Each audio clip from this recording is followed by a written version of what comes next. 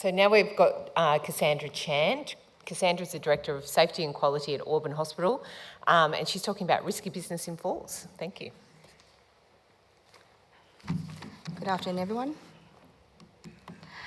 According to the Australian Institute of Healthcare and Welfare, falls is amongst the leading cause of burden of disease and injury, ranking 17th in Australia, and 24th in terms of disability, and the overall rate has increased by 17% since 2003. This is all not new data, and I'm preaching to the converted. But our health resources are limited, and we do need to think outside of the box. So what does this look like? I want to share with you a story where I had led a project in falls in 2017. It was the Leading Better Value Falls in Hospital program, coordinated through the CEC.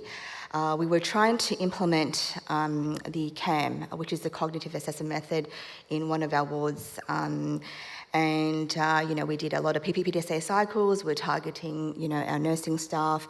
We had allied health involvement, but we knew that the project was embedded one day when the cleaner came up to the NUM and said, "Wendy, this CAM thing that your nurses keep on talking about?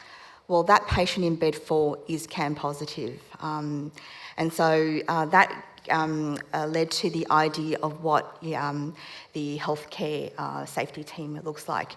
We often just think that it is just our nurses and doctors and sometimes allied health, but this project had 2 aims. One was to identify what that additional safety team looked like, which was our general services staff, including cleaners and porters, but also to increase their awareness in falls, increase their confidence in speaking up for safety around falls, and understanding their roles as well.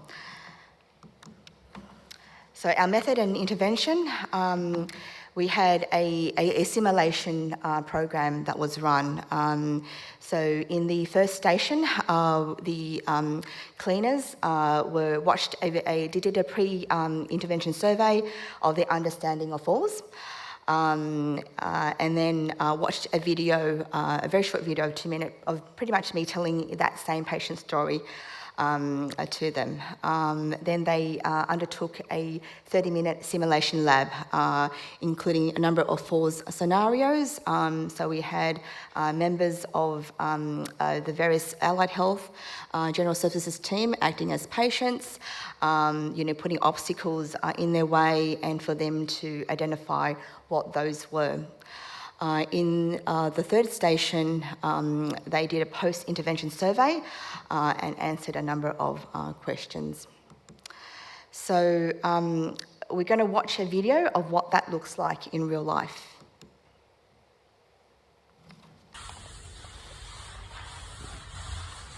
Good morning. Morning. Oh, your buzzer is on the floor. Do you need your buzzer? Then you need your buzzer. It's your buzzer here. Yes. You get a little here.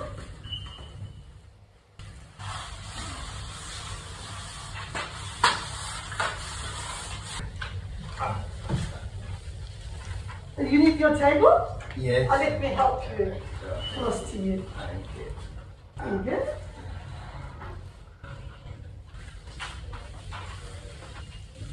Hi, good morning. Morning. Maybe your shoes is too far for you. Maybe you need Jerome today. Yeah. I'm close to you, okay? Yes, all right. Maybe more closer.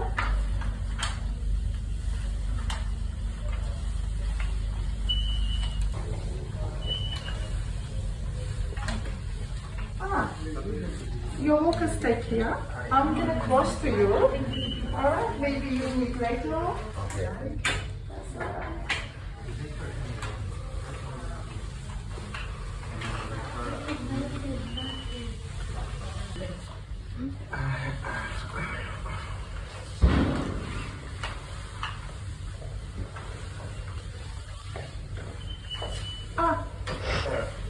You okay? Yeah.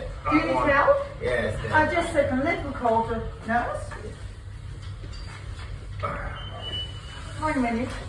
Good night, Golden Nurse. Yes, how may I help you? Oh, Mr. Shang, wait a minute. Yeah, Thank you, nurse. yeah, thanks for pressing the button. That's all right. Mr. Shang, could you quickly lie down for me? I'm just gonna put these rails down. Yeah, it's not supposed to be up. Thank you very much for, for pressing the button for that patient. Yeah, sorry, I was so busy in the morning, Yeah. but yeah. That's okay. That's right. If I see that I can't be comfortable, that's why I'm trying to help. But I'm not sure if he needs extra help. That's why I call you. Yeah, really appreciate it. Yeah, Thanks. that's all right.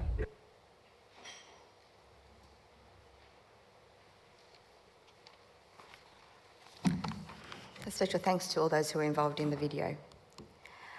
So our outcomes for this project, we saw a 48% improvement in the understanding of falls risks, with 100% of the staff reporting a good understanding of patient falls risks following the education session.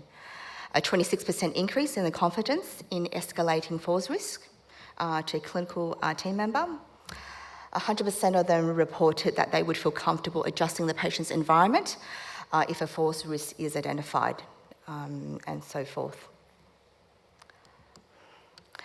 Falls is multifaceted, and obviously our approach needs to reflect that. We have seen a reduction in our hospital-acquired falls injuries. That is, obviously, this is just one approach that we have implemented. But what was really heartening to hear, 8 months down the track, we actually resurveyed about 70% of the staff who had undertaken the education simulation at that time, and they reported that they had undertaken between 1 to 5 falls intervention in the last week.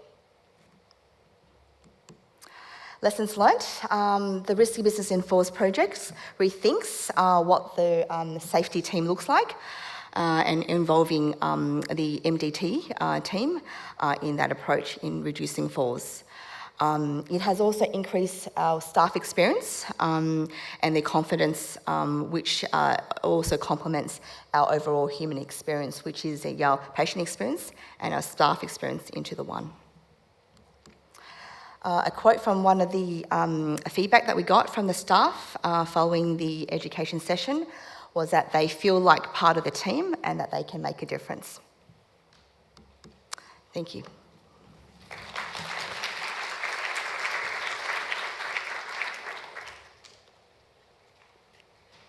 Thanks, Cassandra. That was great. Does anyone have any questions for Cassandra in the room? No? Oh, there is one? Yes.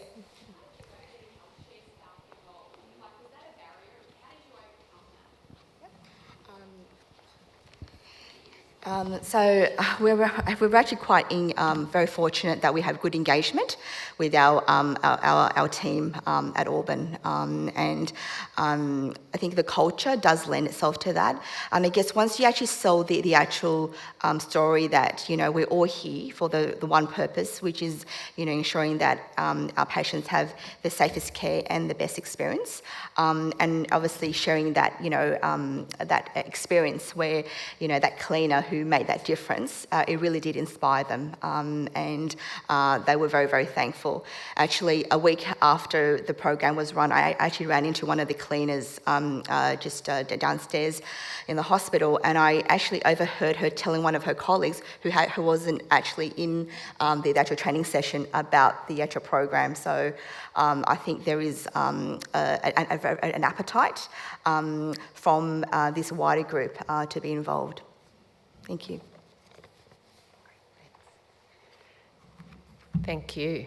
Okay, we'll move on now to our next presentation, which is titled Early Mobilisation, Give It a Go. So we've got Ashley as a party and Claire Gardner from the Sutherland Hospital. Thank you.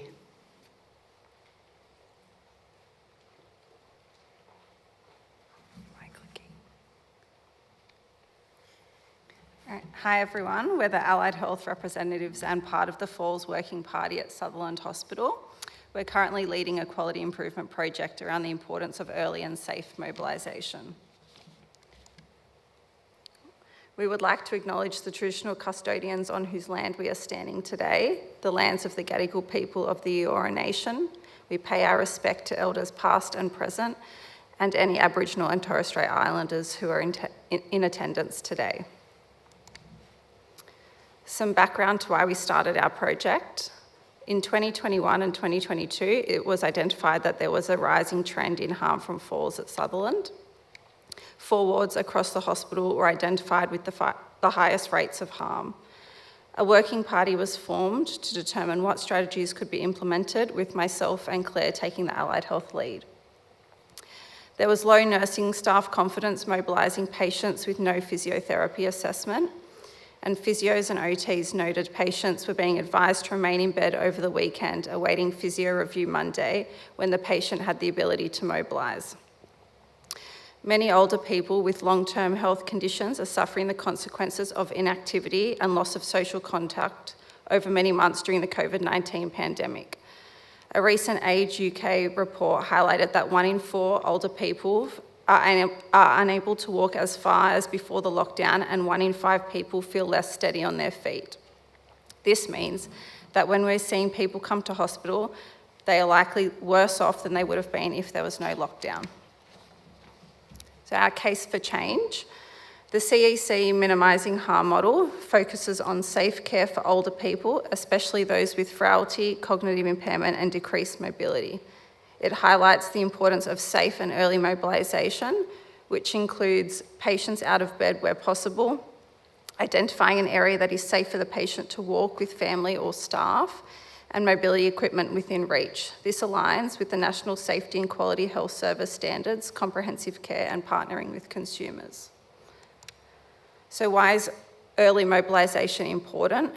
It reduces the risk of functional decline, muscle wasting, increased length of stay, further medical issues such as DVT, delirium, pneumonia, reduces the risk of pressure areas, incontinence and constipation.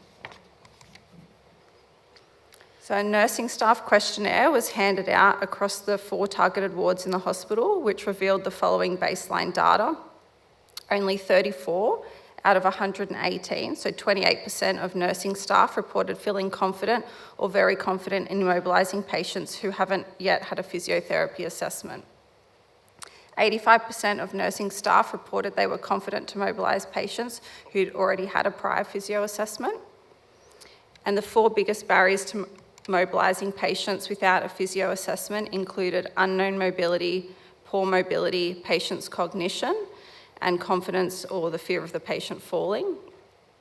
90% of nursing staff reported they were not aware of the Give It a Go guide, and nursing staff reported that toileting and shower aids were in shortage, as well as 4-wheel walkers. We were grateful to our nursing staff for being open and honest in reporting their confidence in mobilising their patients. Our aim is to continue to collaborate to improve patient outcomes. So from there, our aim statement was formulated that by June 2023, 60% of all nursing staff at Sutherland Hospital will report they are confident or very confident to mobilise patients who have not yet had a physio assessment. A driver diagram was completed and identified the main change ideas to test across the wards.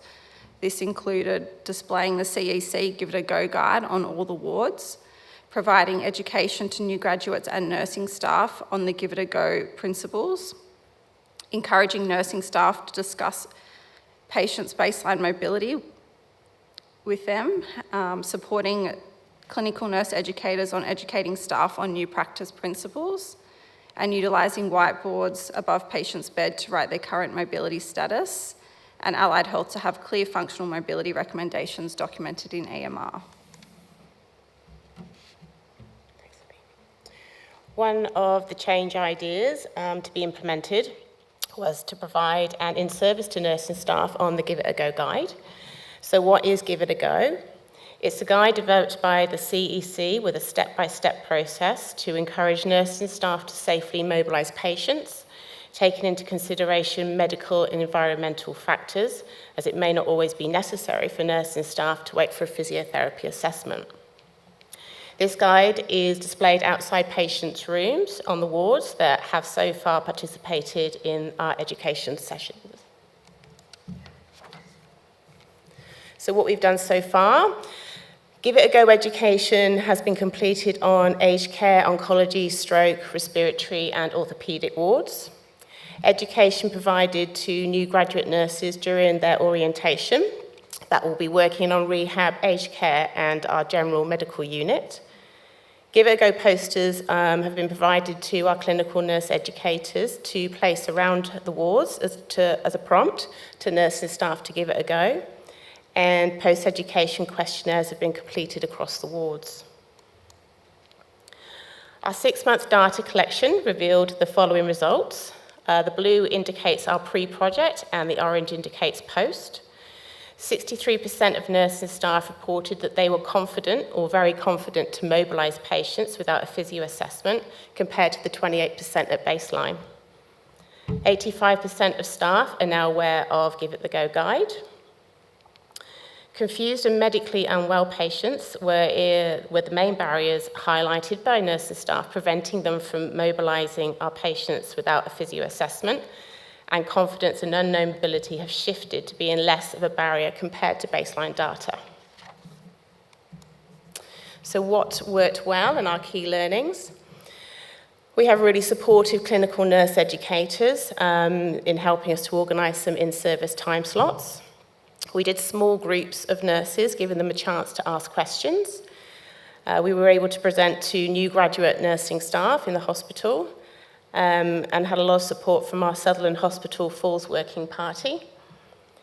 Our key learnings, behaviour change can be really difficult and it's a long process. It's a multifactorial and multidisciplinary approach required to reduce the overall rate of falls from harm. So our next steps are ensuring sustainability. Our next steps in ensuring its sustainability include move education to other wards in the hospital, ward nursing educators to continue to provide the education to new staff, Give It a Go education to be part of the nursing new graduate orientation, review of the manual handling competencies for nursing staff to document an EMR if Give It a Go guide had been used, and also patients to be dressed in day clothes if appropriate, linking with the pyjama paralysis, sit up, get dressed, keep moving campaign. Encourage families to mobilise their patients if they're safe to do so, and also to complete an equipment audit to make sure nursing staff have adequate supply of ADL equipment to encourage early mobilisation. And then we'll look at analysing the data once education completed across all the wards at the Sutherland Hospital. So preventing falls is everyone's business. It's in our patients' best interest to encourage safe and early mobilisation, and there are detrimental side effects to leaving patients in bed, and these are preventable if we all just give it a go. Thank you for listening.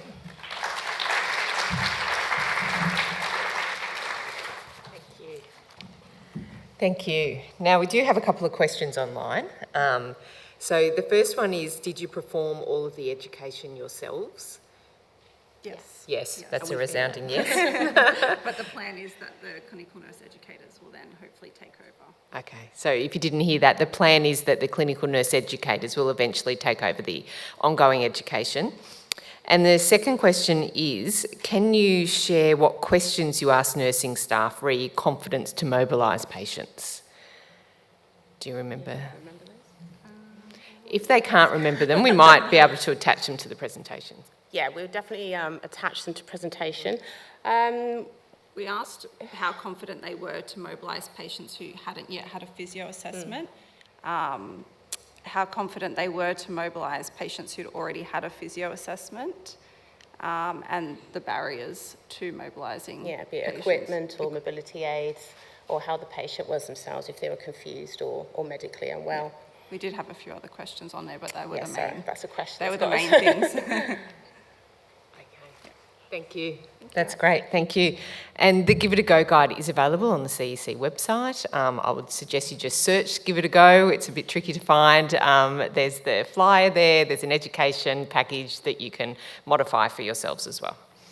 Our next presentation is from Ms. Georgina Watts, And Georgina's presentation is titled Missing Piece of the Puzzle. Georgina is a nurse educator from Cambertown Hospital, one of the general medical wards. Thank you.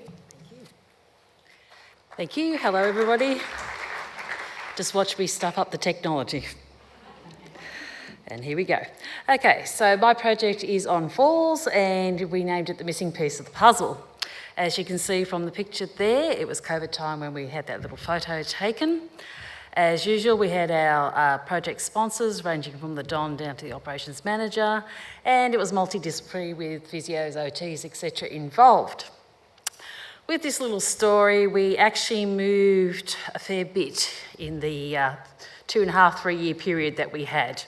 So originally when I started this project, I was on a 30-bed ward with 3 showers and 5 toilets for 30 patients, which, yeah, had its problems, but then it kind of was good because we could supervise them. Then we moved along to the area that we are now, and now I have 19 different bathrooms. I have 14 single rooms. I have 2 twin rooms, and I have 3 4-bedded rooms. So as you can imagine, 30 patients, maybe on a good day 8 staff. It's a bit hard to watch all these people. But anyway, we'll continue on. So the aim of my project was to reduce the falls by 95% by implementing strategies within the first 4 hours of being admitted to our ward. So by doing this, I was one of the privileged people to go to the first lot of the improvement science methodology that was run in our district, and I learned all the bits and pieces that went with that in regards to breaking everything down to the smallest part that we could look at. This aligns also with Standard 2.5 and also the TYE essentials, safety essentials, sorry. So from my methodology teaching, I learnt to do the cause and effect diagram. As you can see, there was lots and lots and lots to put on there. So we put them into headings. And for this particular talk, we're looking at the risk screening and management, specifically the FRAMP into the falls screening and eventually into the delirium screening. But as you can see, there's lots of things on there. Okay, so then we do one of those driver diagrams. That did my head in for a while, but we got there. But the whole big point for this is not to invent the wheel. There's nothing worse than going to staff with saying to them, guess what guys, we've got something new for you to do now. Yep, unresponsive. So you have to encourage them to do with something that they've got. So we looked at the FRAMP form.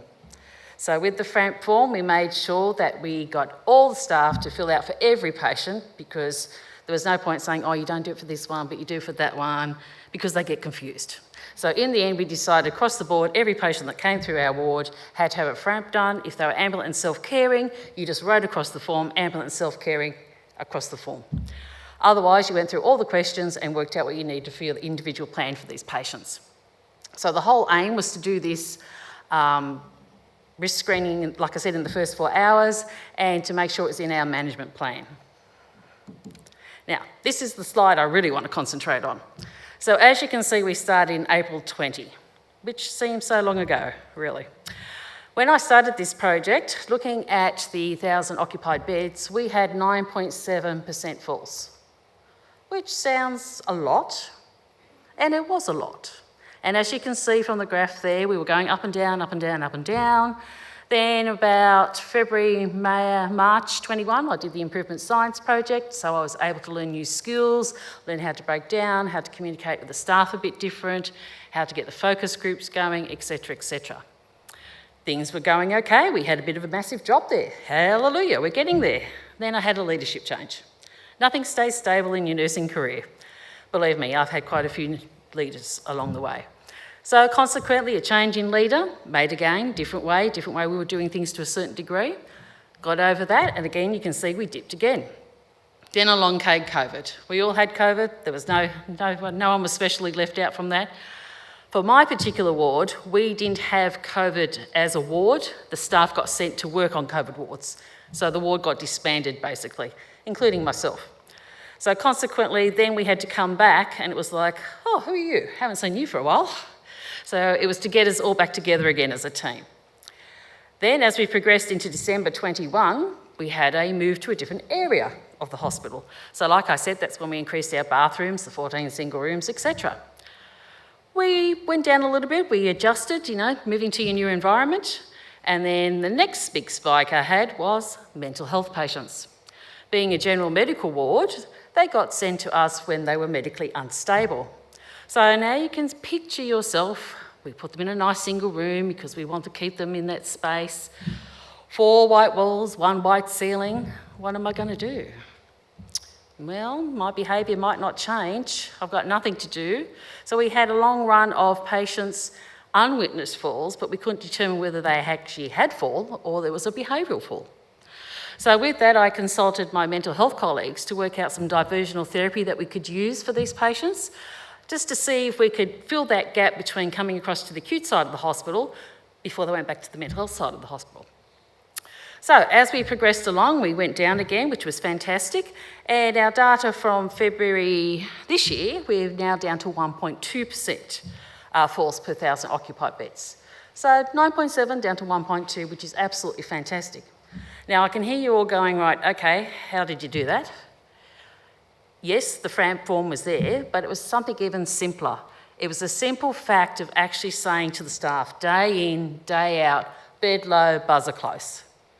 It got to the point now that I've got other orderlies, whatever you'd like to call them these days, they come in and go, oh yeah, I'm putting the bed down when they come back from a test or anything like that. They got their buzzer as soon as they see me.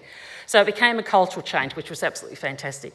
I'm also now seeing the staff going, when they're getting admission from ED, writing down, okay, we got a fall, right, yeah, it used to be, oh, that bed's empty, just put them in that one.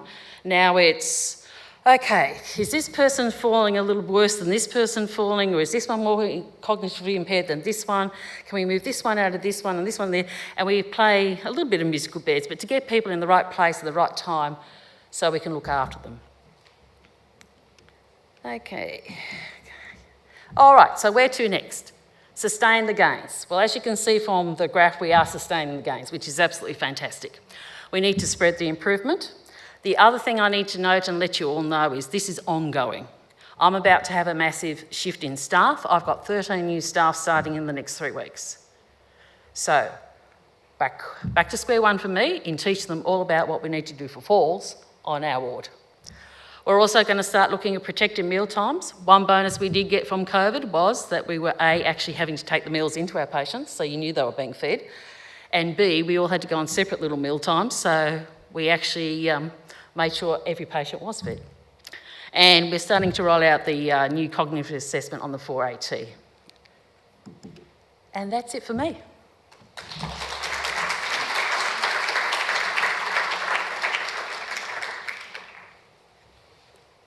Thank you, Georgina. That was a great presentation. And I think what I liked most about it was that sometimes quality improvement takes time and you didn't give up. And, that run chart perfectly showed all the little ups and, astronomical data points and things like that along the way that you just need to note. You don't need to focus on, but you just need to keep going and those results will come. Thank you.